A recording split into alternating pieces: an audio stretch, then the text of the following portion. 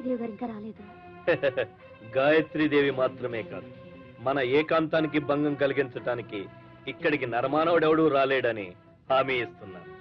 నీ confidential report రాసే ఈ చేతుల్లోకి నిన్ను ఆహ్వానిస్తున్నాను.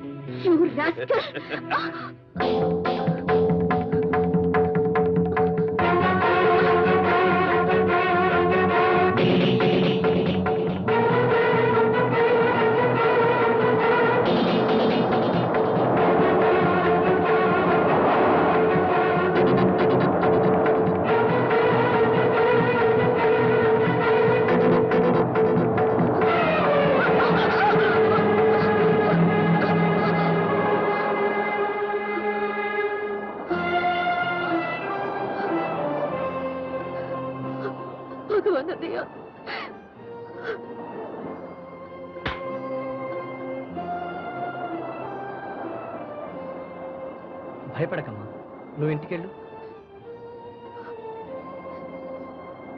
ఎవరు మీరు?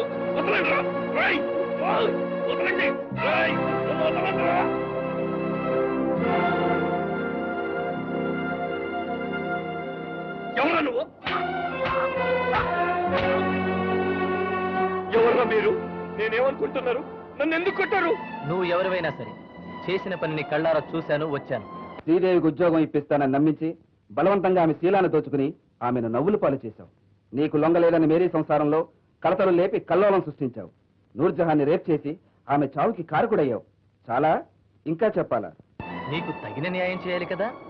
తమ్ముళ్ళు, వీడికి మత్తు మందిచ్చి తీసుకురండి.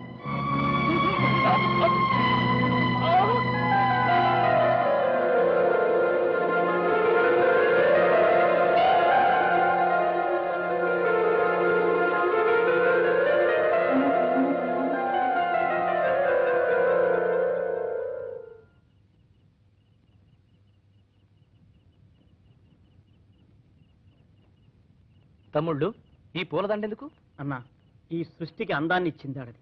ఈ సృష్టిని ప్రేమతో నింపింది ఆడది. అలాంటి ఆడదాన్ని తన కరకు పాదాల కింద కర్కశంగా నలిపి పారేయాలనుకున్న ప్రతి మనిషి నరరూప రాక్షసుని. అలాంటి వాళ్ళను వెతికి పట్టి మగతనం లేకుండా చెయ్యటమే మన ఉద్యమం. మన ఉద్యమంలో ఇలాంటి ఆపరేషన్లు 49 అయ్యాయి. వీడితో గోల్డెన్ జూబ్లీ సెలబ్రేషన్. అందుకే ఈ పూలదండ. కానివ్వండి.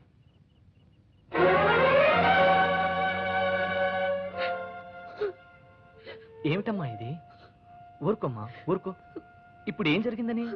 ఏమీ జరగలేదంటే అందుకు కారణం నువ్వే కదన్నయ్యా. ఆడదాన్ని రక్షించడం నా ఉద్యమం. దేశాన్ని భరతమాత అంటాం, భూమిని పుడమి తల్లి అంటాం, ఆఖరికి సృష్టి స్థితిలయ కారకులైన త్రిమూర్తులకు మూలం ఆది పరాశక్తి అంటాం.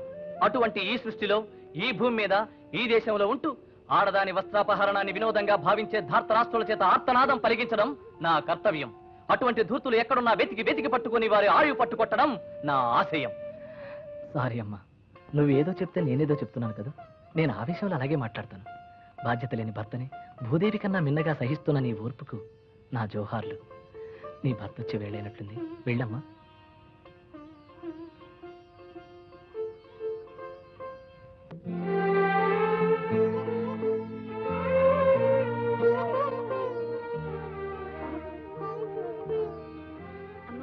తమ్ముళ్ళిద్దరు పడుకున్నారు.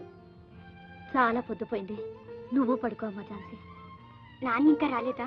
నాన్న ఎప్పుడు లేటుగానే వస్తారు. నువ్వు పడుకోమ్మా. నాకు నిద్ర రావడం లేదా? రోజు ఇలాగే అంటావు. పగలంతా ఆఫీస్ లో పని, ఇంట్లో అన్ని పనులు, అందరి పనులు నువ్వే చేస్తావు. ఇవాళైనా పెందరాళి పడుకోమ్మా. నువ్వు ఆడపిల్లవి, పెద్దయ్యాక నీ తలరాత ఎలా ఉంటుందో. అమ్మున్నంత కాలం ఏ దిగులు లేకుండా సుఖంగా ఉండు. నువ్వు వెళ్ళి పడుకోమ్మా. నేను అసలు పెళ్లి చేసుకోను.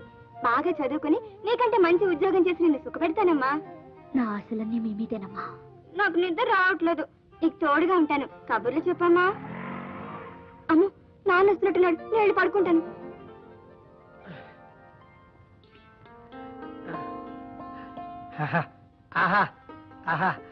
మా ఇంటి తలుపులు నా కోసం ఎప్పుడు తెరిచే ఉంటాయి.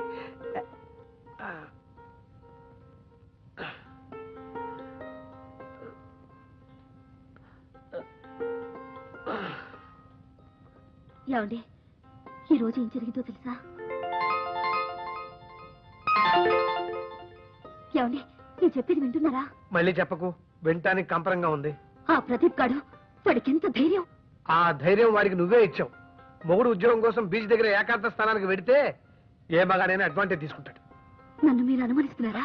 జనరల్ గా ఆ పరిస్థితుల్లో ఏ మగాడైనా సరే భార్యనే అనుమానిస్తాడు. కానీ నా సంగతి వేరు. నా కళ్ళ ముందు నీ వల్ల తప్పు జరిగినా అది నా కళ్ళల్లో ఏదో లోపం ఉంది అని అనుకుంటానే తప్ప నిన్ను అపార్థం చేసుకో.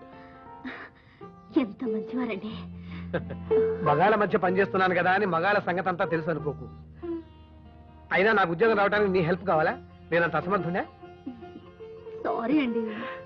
It's all right.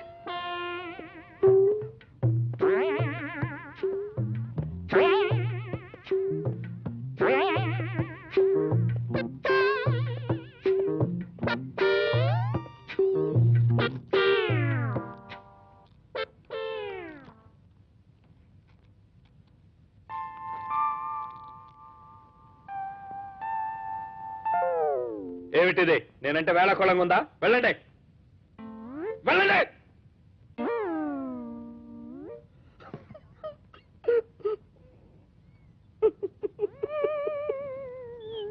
కోపడకండి సార్, మీతో ఒక మాట చెప్పాలి. త్వరగా చెప్పిళ్ళు. రాత్రి మీరు నా కల్లోకి వచ్చారు. వచ్చి ఊరుకోలేదు సార్. కల్లో కూడా యు ఆర్ టూ నాటీ. అందుకే ఈ రోజు మా ఇంట్లో ఎవరు లేకుండా ఏర్పాటు చేశాను. సాయంత్రం మీరు అక్కడికి వచ్చేస్తే కళ గురించి మాట్లాడుకుందాం. సిగ్గులేదు. పెళ్లి కావాల్సిన ఆడపిల్లవి పెళ్ళైన మొగొడితో ఈ రకంగా మాట్లాడేది. ఇక్కడి నుంచి వెళ్ళిపో. మీరు కాదు, మీలో ఏదో మార్పు వచ్చింది. ఛీ.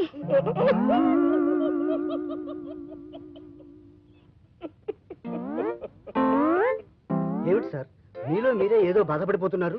జ్యోతిర్మిలు. Yes sir.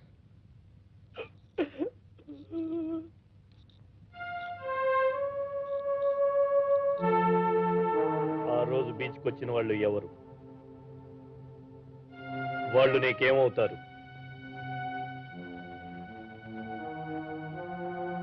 అడిగిన దానికి బదులు చెప్పమే. వాళ్ళెవరో నువ్వు చెప్పకుండా వెళ్ళటానికి వీల్లేదు. This is my order.